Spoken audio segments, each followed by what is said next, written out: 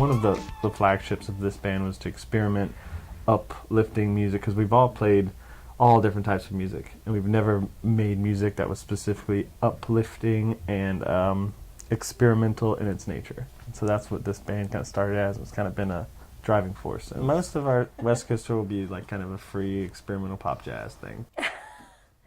Well, you know, that is true in a sense, because we ended up just having more freedom in the set to, let's pull this really old song that we haven't played in 5 or 6 years and do it in a new way. So there will be more experimentation, I think, because of that. I think boundaries are good, and there was like that boundary. Boundaries are healthy, everybody. Yeah. So now we only have, these, this EP to learn, but then, well, how else are we going to grow expand the set? I'm sure it'll be possibly a shorter cycle, and then like right back in the studio as well. Kind of blends that, because you don't have such a long cycle because it's a longer record. But I think the industry is growing in that way. People are looking more to streaming, and compact discs are now relics underneath your seats.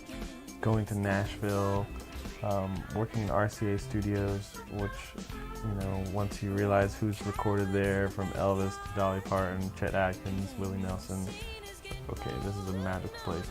And Dave's input to these songs was, we're a band that starts from the outside in a way, where we'll have all these, we'll throw in all these wild ideas, and, production-wise, we'll kind of work our way and find the center of the song.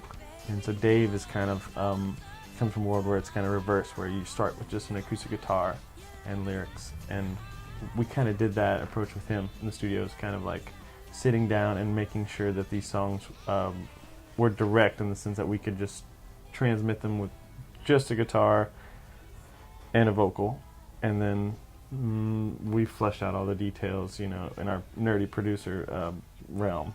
So Dave was really into making sure the honesty and directness of the songs were there, and that's his, one of his strengths as a producer. And he's just a guy from the South who was ready to just make a weird pop record, Lafayette's really culturally dense, and like Cajun and Zydeco and blues, and which are all awesome and have totally informed the way that we perceive music and rhythms. And we also have Festival International, which is, it's within us. It's like now our spines, all the international music that we've gotten to experience growing up there. So I think it's just a total different ecosystem here, which is good to experience. Music's always been therapy, no matter what. So I'm always that's how I deal with my life, being alive. I don't know how else to deal with it. Like it's out of necessity. It is therapeutic, and it is something that I feel like we've just like celebrating our lives is something that I think people in Louisiana is like do well. Yeah, I mean poorly well. It's pretty crazy if you look at Louisiana. It's like there's a crawfish festival, there's a rice festival, there's a frog festival, there's a festival for every faction of life. And in a way, I guess our music is kind of reflective of that. Like, we mourn our loss, we mourn our tragedies, and then this project, Givers, is like, okay, there'll be times to celebrate. There'll be times to just reach in and try to get some natural joy and bliss through all this pain that everyone experiences in life.